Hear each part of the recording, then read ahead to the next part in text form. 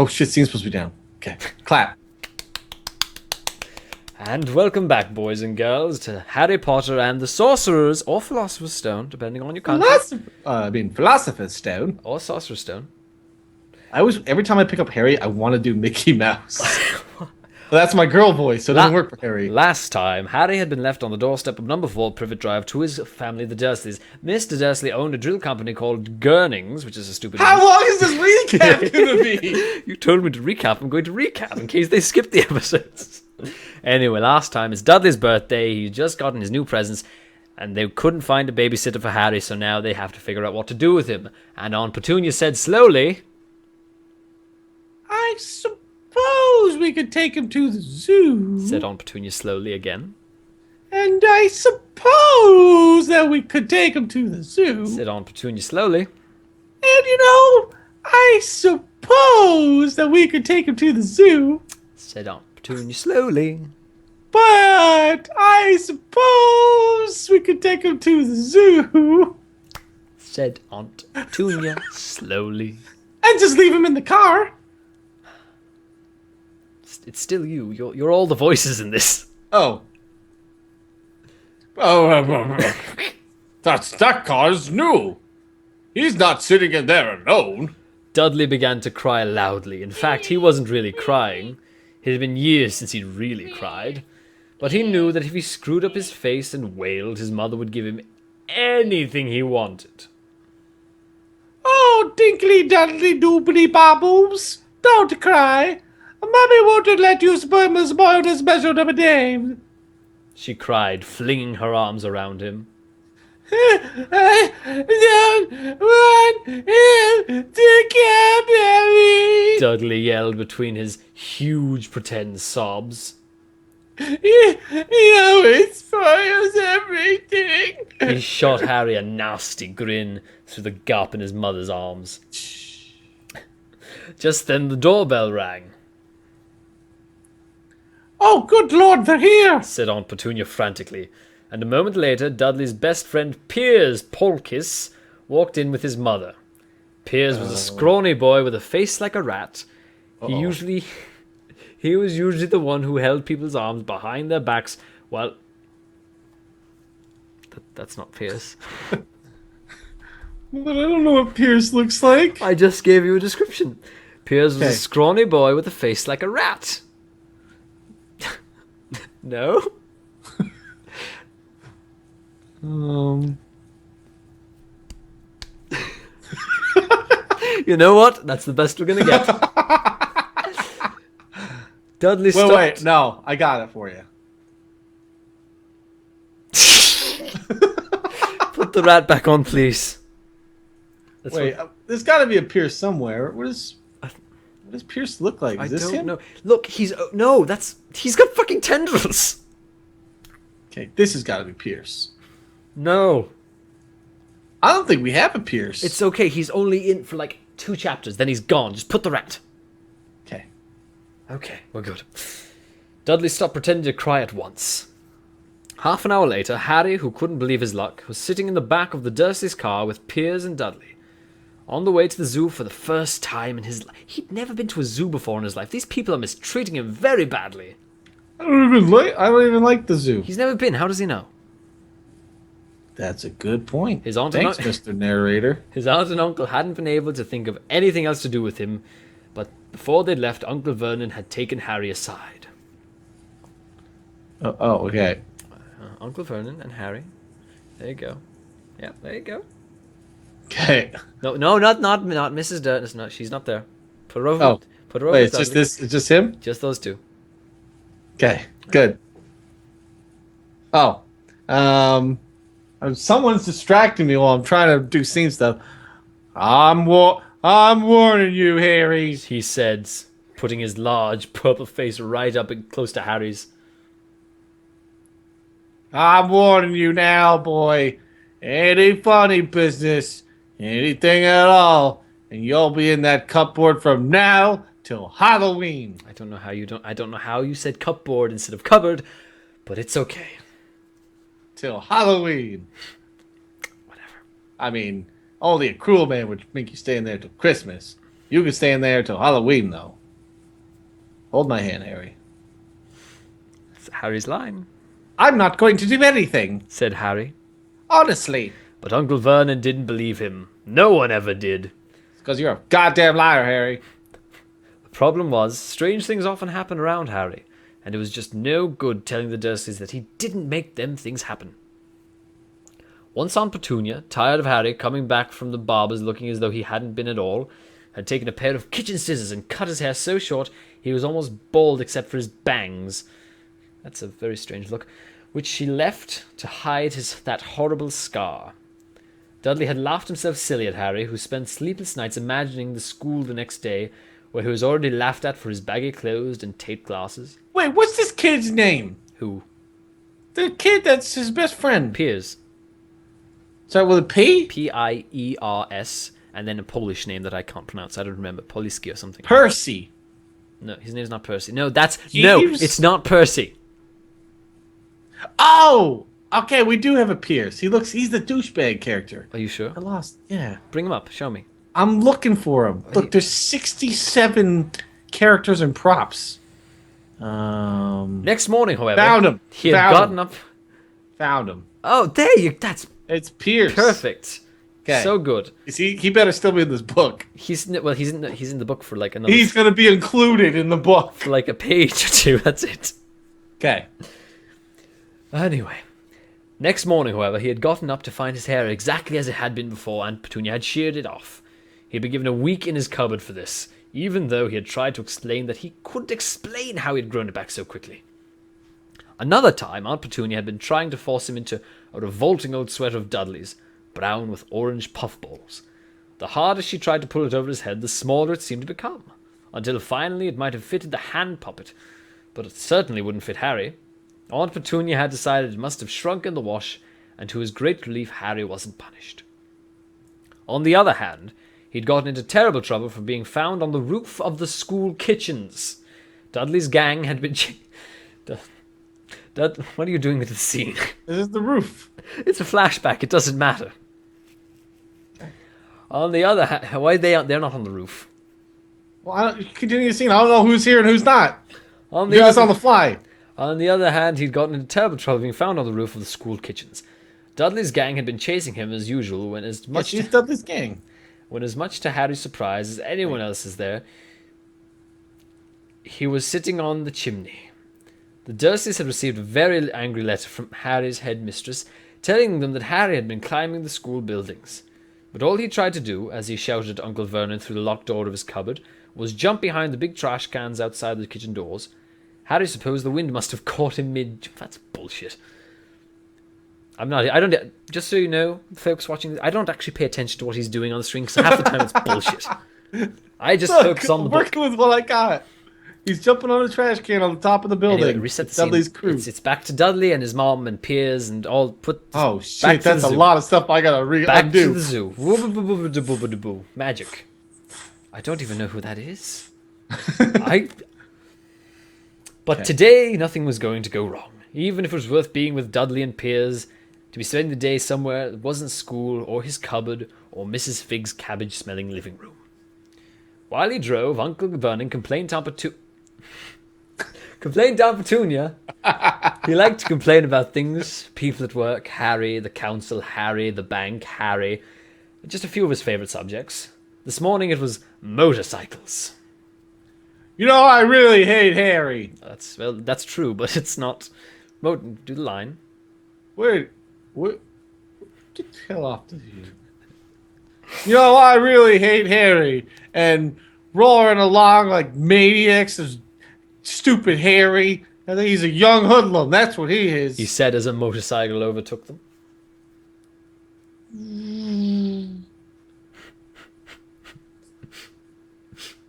Oh, anyway. I had a Nope. dream. I had a dream of a motorcycle. Said Harry, remembering suddenly. It was flying. Uncle Vernon nearly crashed into the car in front. He turned right around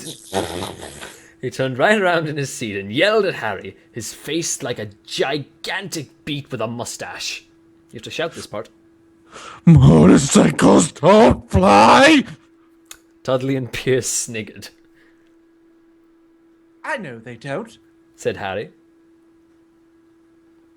It was only a dream. But he wished he hadn't said anything. If there was one thing the Dursleys hated even more than him asking questions, it was in talking about anything acting in a way it shouldn't, no matter if it was in a dream or even a cartoon. They seemed to think he might get dangerous ideas. It was a very sunny Sunday, and the zoo was crowded with families.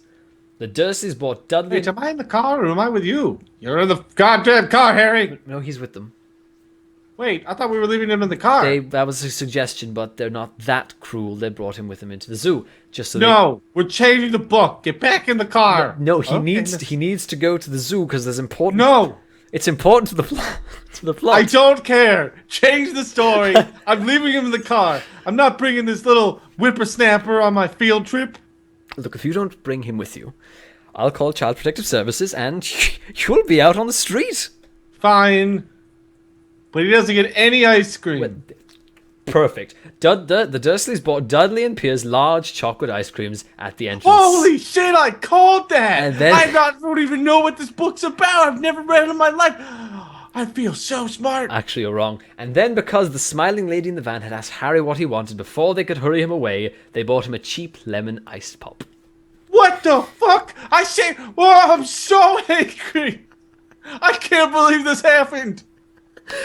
It wasn't bad either, I hate this book. Harry thought, licking it as they watched the gorillas scratching its head, who looked remarkably like Dudley except that it wasn't blonde. I mean brunette. Harry had the best morning he had had in a long time.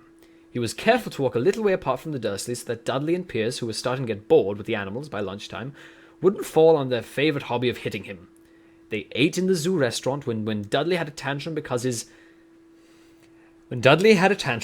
Knickerbocker glory didn't have enough ice cream on top. Uncle Vernon bought him another one, and Harry was allowed to finish the first. Yeah. Harry felt afterward that he should have known it was all too good to last. After lunch, they went to the reptile house. It was appropriate. It was cool and dark in there, with lit windows all along the walls. Behind the glass, all sorts of lizards and snakes were crawling and slithering over bits of wood and stone. Dudley and Pierce wanted to see huge, poisonous cobras and thick, man-crushing pythons. Dudley quickly found the largest snake in the place. It could have wrapped its body around Uncle Vernon's car and crushed it into a trash can. But at the moment, it didn't look in the mood. In fact, it was asleep. Oh. Dudley stood with his nose pressed against the glass, staring at the glistening brown coils. Wait, this snake is green. Dudley stood with his nose pressed against the glass, staring at the glistening green coils. Make it move! He whined at his father. Uncle Vernon tapped on the glass, but the snake didn't budge. Do it again! Dudley ordered. Uncle Vernon rapped the glass smartly with his knuckle, and the snake just snoozed on. This is boring, Dad. Dudley moaned. He shuffled away. Thought you said you weren't going to... That breaks so much. It's fine. Dudley shuffled away. Oh. Harry moved in front of the tank and looked intently at the snake.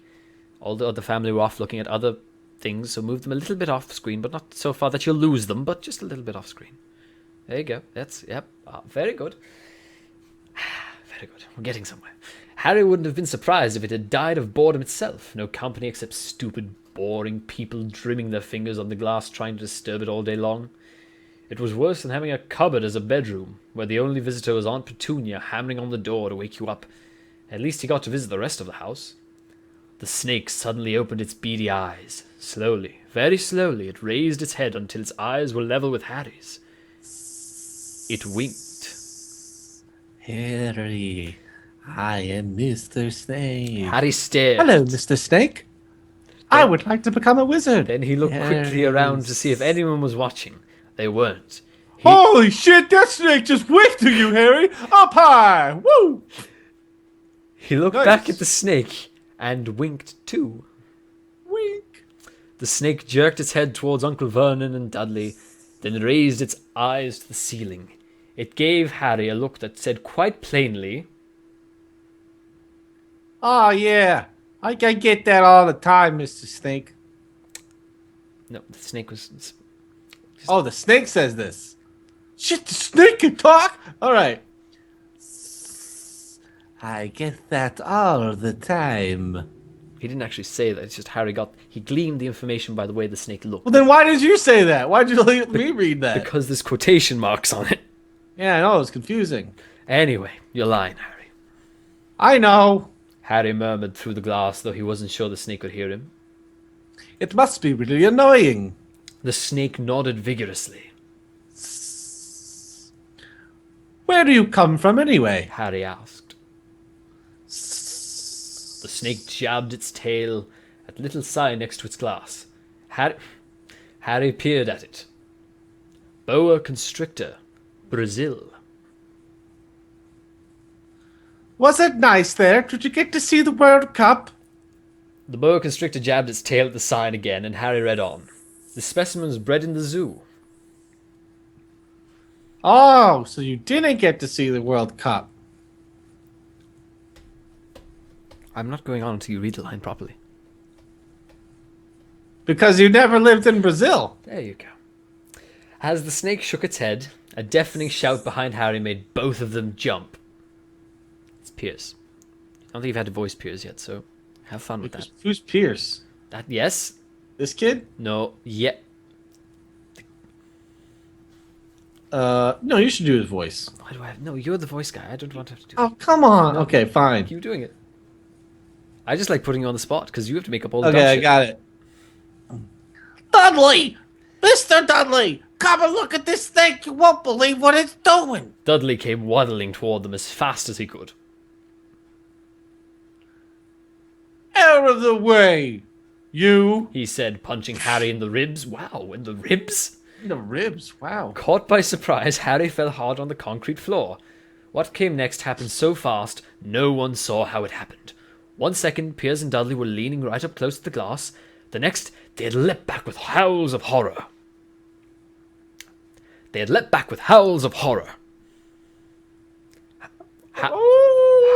of horror. There you go. Harry sat up and gasped. The glass front of the boa constrictor's tank had vanished. The great snake was uncoiling itself rapidly, slithering out onto the floor. People throughout the reptile house screamed and started running for the exits. Make some screaming noises, please. Thank you very much. Oh shit, a snake! As the snake slid swiftly past him, Harry could have sworn a low, hissing voice said,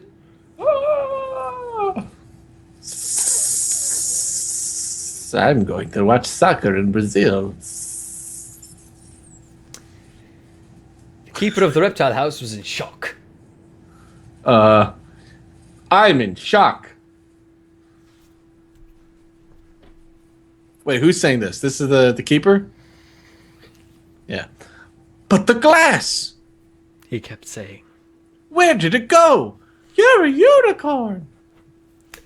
The zoo director himself made Aunt Petunia a cup of strong, sweet tea, where he apologized over and over again, like I'm doing for this series, to any Harry Potter fans. Piers and Dudley could only gibber. As far as Harry had seen, the snake hadn't done anything except snap playfully at their heels as it passed. But by the time they were all back at Uncle Vernon's car, Dudley was telling them how it had nearly bitten off his leg, while Piers was swearing it had tried to squeeze him to death. But worst of all, for Harry at least, was Piers calming down enough to say, Harry? No. What? Where? Piers calming down enough to say. Between Harry and Dudley. What page? Dude, I'm way lost. Page 22. Yeah, it's Harry was talking to it, weren't you? That's the line I'm at. Yeah. That's the one. Oh, God, you corrected me, and that was the line I was fucking saying. Yeah, but that's why I was so confused. But you were saying it as Vernon. Yeah. You're supposed to say it as Piers. Oh. Well, that makes... You should have corrected... Okay, sorry. I did... I mean, I was very confused. I thought I was reading the wrong Vernon line. It's All right, okay. sorry. It's okay. Sorry, it's sorry, okay. sorry. It's okay. It's okay. Harry was talking to it. Weren't you, Harry? Uncle Vernon waited until Pierce was safely out of the house before starting on Harry. He was so angry he could hardly speak. He managed to say... He managed to say...